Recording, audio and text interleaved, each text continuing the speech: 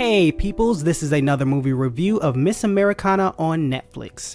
So this movie is a documentary about Taylor Swift, and it's pretty much pointless.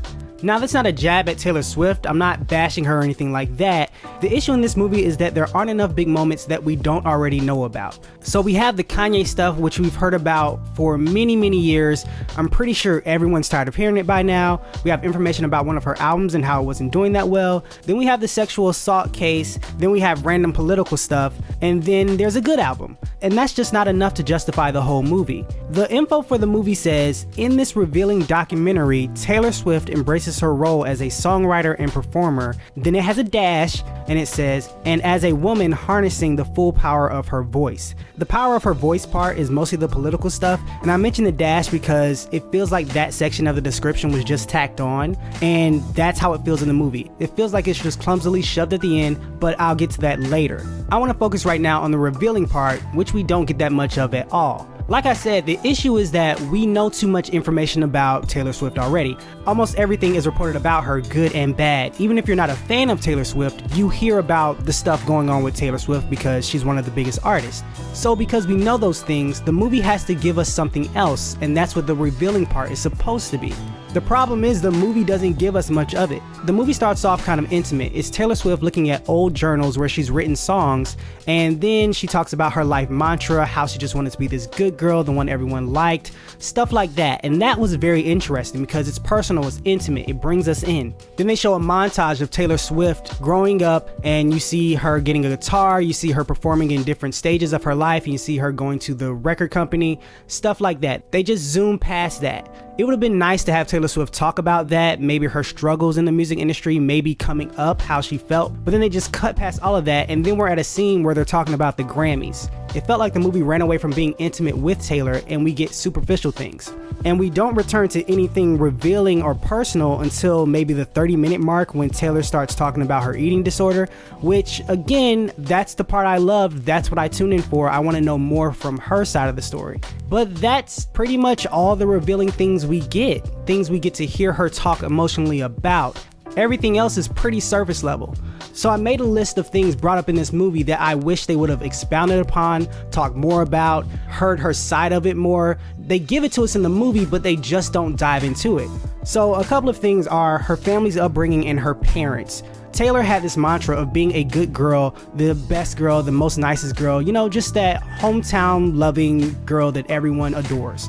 Where do you get that thought process? Where do you get that mantra? Where did it go wrong? How did it go too far?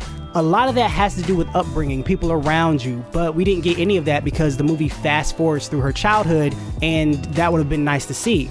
Another thing that would have been nice to dive into is the whole Kanye West situation. Yes, we've heard about Kanye West countless times in relation to Taylor Swift. They will forever be connected for the rest of their lives.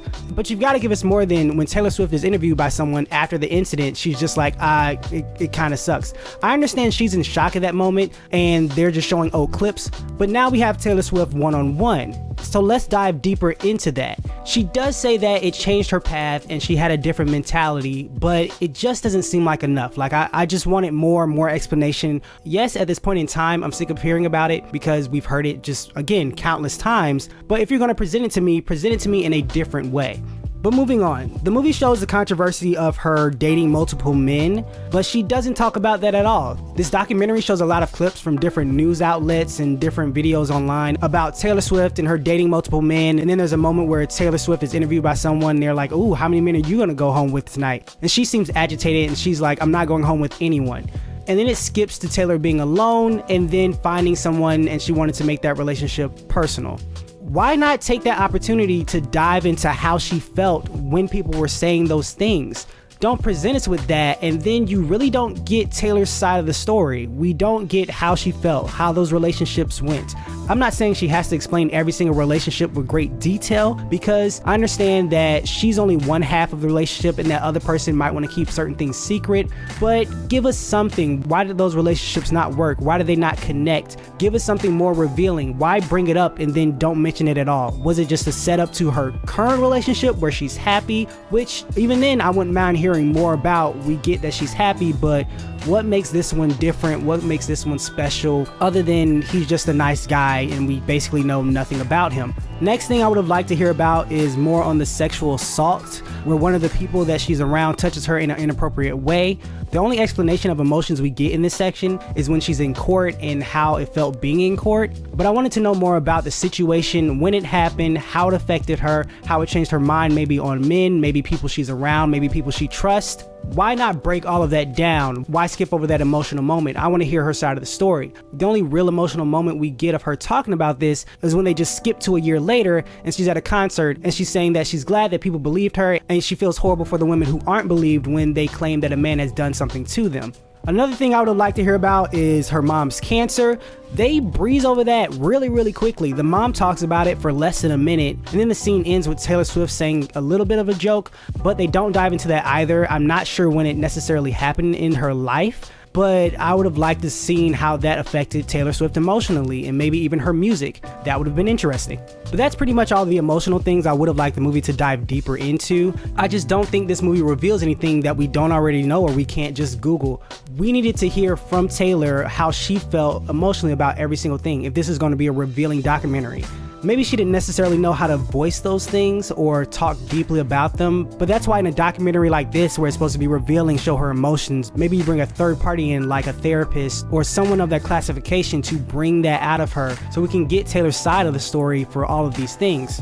But that's just one half of the movie. The other half of the movie is the construction. The construction of this movie is just not good at all. It clips to certain points in life, it jumps around at certain points, it fast forwards through certain things, it doesn't take its time in other moments where it should. It's the directing overall and the construction overall that just bothered me. A couple examples is that Taylor's going through a rough time. She steps back, she's on her own. We don't see her management team like we did before.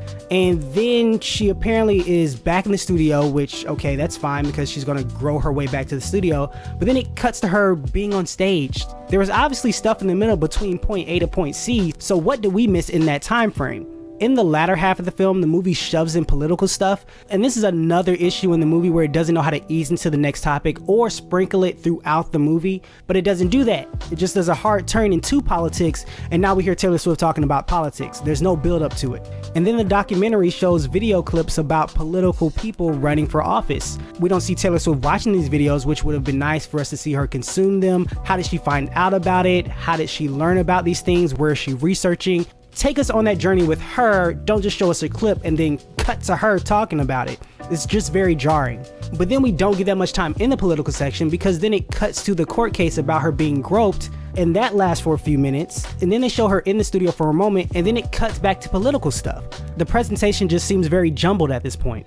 Then the documentary kind of feels like it's wrapping up because we're cutting to different scenes and we're getting Taylor Swift narrating, and it feels like a closing statement, and they show clips of a music video of hers, but those aren't her closing statements because the movie continues on and we cut back to political things. Then about the hour and 12 minute mark, it feels like the movie is wrapping up again. Taylor Swift is narrating again and we get another closing statement, or what feels like a closing statement for the documentary. But then the movie keeps going on, and at this point it feels like the movie is just dragging on. It doesn't feel like it has a purpose and we're just meandering.